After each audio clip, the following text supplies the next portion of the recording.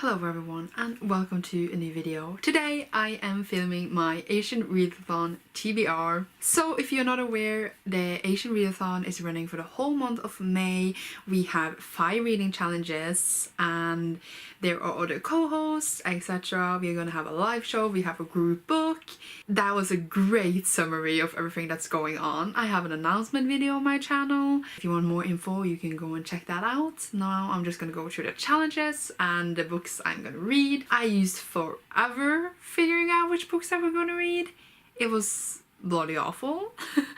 Here I am, finally. It's alright now. There's, as I said, 5 reading challenges and you can double up the challenges if you want. The only twist, you cannot read 2 books with an author with the same ethnicity. So like, you cannot read 2 different books where both the authors is, for example, Japanese. All the books that you read for the readathon should be with author from different places. But of course there are some books that fits, for example, all the prompts, so you can choose to just like read one book, which is okay, you have completed the readathon.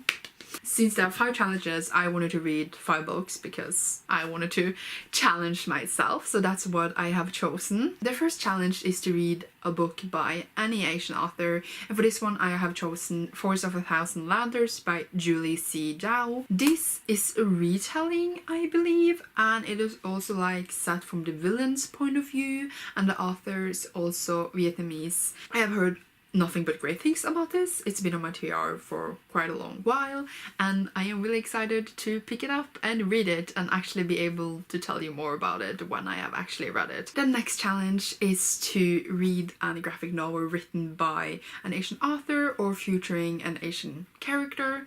This counted for mangas and manhwas and all that as well, of course. I could have made it easy for myself and chosen a manga since I read manga a lot in general, but I didn't because I wanted to read another Japanese author for another challenge, so I couldn't double them up. So I have chosen something else than a manga. I spent money on a book, even though I'm in Japan, and it's fine. I chose The Prince and the Dressmaker by Jen Wang.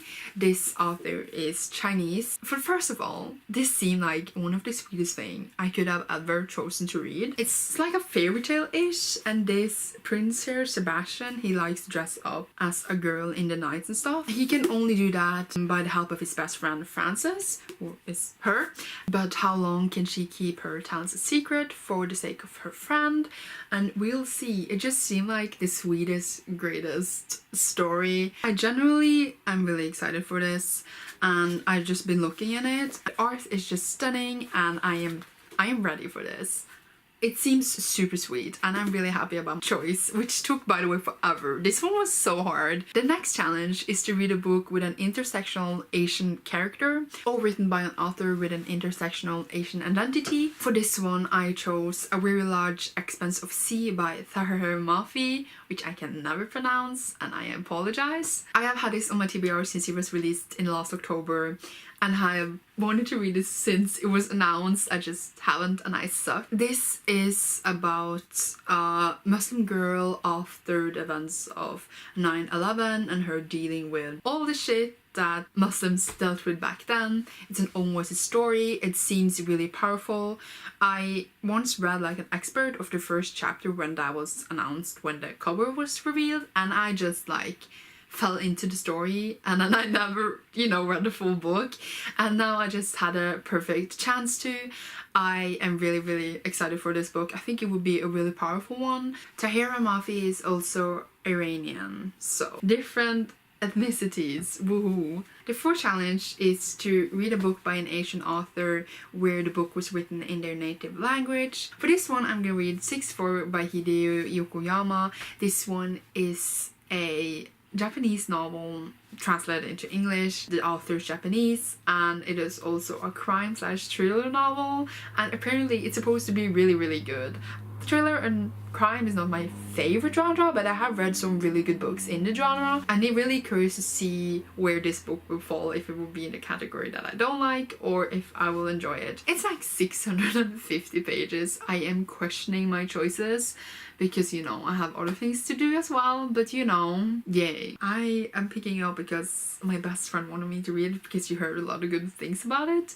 So I am basing myself on that, and that's how I roll my book reading life. The fifth and last challenge for the readathon is to read a group book, 1,000 Endings and Beginnings, edited by Ellen O and Elise Chapman. This is great because you basically get representations from so many different places in Asia. Like, all of them are Asian, and I'm just like, yes to everything. So that's why literally this was the perfect pick for the readathon. Really excited to pick it up.